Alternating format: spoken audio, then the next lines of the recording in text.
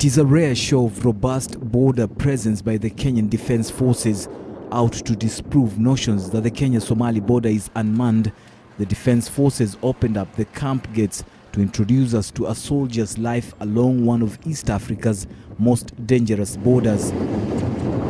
We boarded an armored personnel carrier driven by Senior Private Ares Salan and headed towards the Harhar border post, some 14 kilometers from Liboi, the last town on the Kenyan frontier.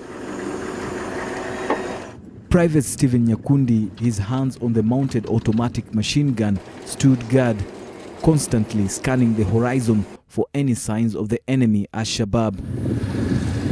This has been a daily routine for the Kenya Defence Forces since their deployment as the fighting in neighboring Somalia spill over into Kenya, and recent attacks on the Kenyan soil has put the forces on the spot. And this is easily the first television footage of the Kenyan troops in an operational area since the now infamous Operation Okoa Maisha in Mount Elgon region. This beacon marks the border between Kenya and Somalia. Behind me there's a truck, and that truck is actually on the other side of the border, that is Somalia. It is a long and porous border that comes all the way from Mandera up to Kiunga border post, about 1,400 kilometers. This border has been Kenya's #1 security headache since war erupted in Somalia 20 years ago.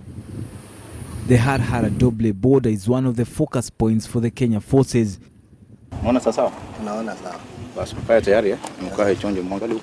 And Major Kalia Kamur is aware of the heavy responsibility that he and his men and women shoulder to protect Kenya's sovereignty. He commands the A Company of the 1st Battalion of the Kenya Defence Forces. The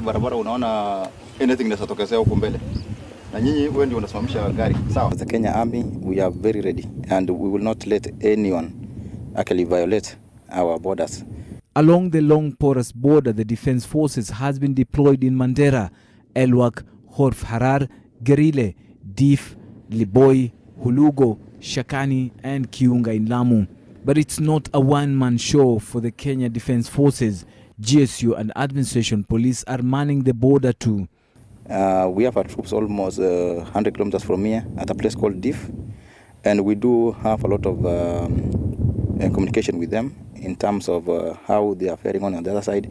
We do conduct patrols almost every day.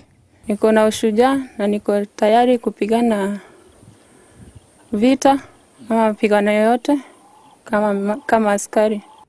On the Somali side of the border in Doble, Somali forces who recently were almost dislodged from the strategic border town patrol just a few meters from the Kenyan forces.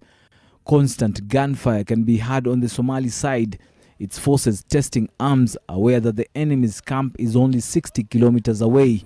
It's a weak army made up of former militia, and the presence of Kenya forces is a boost for them. Doble was under the Al-Shabaab before they were ousted by a local warlord allied to the Somali government and the Somali troops. There are those of them whom they normally pass to us information in case they see any insecurity on the other side. So that one will prompt us to come close to our borders and maybe to tighten more our security. And that military cooperation and claims that Kenya has been recruiting its citizens to fight alongside the Somali government troops has made Kenya become a target for the Al-Shabaab. On the 30th of September, this whole area was a battlefield between the transitional federal government troops and the Al-Shabaab. And these other signs, small arms cartridge and also a bomb cartridge. But in no time, the enemy was able to be repulsed by the Kenyan forces. The Al-Shabaab may have been repulsed this time round, but the militants have the pleasure to choose when to hit. But for these Kenyan forces, they have to remain watchful at all time.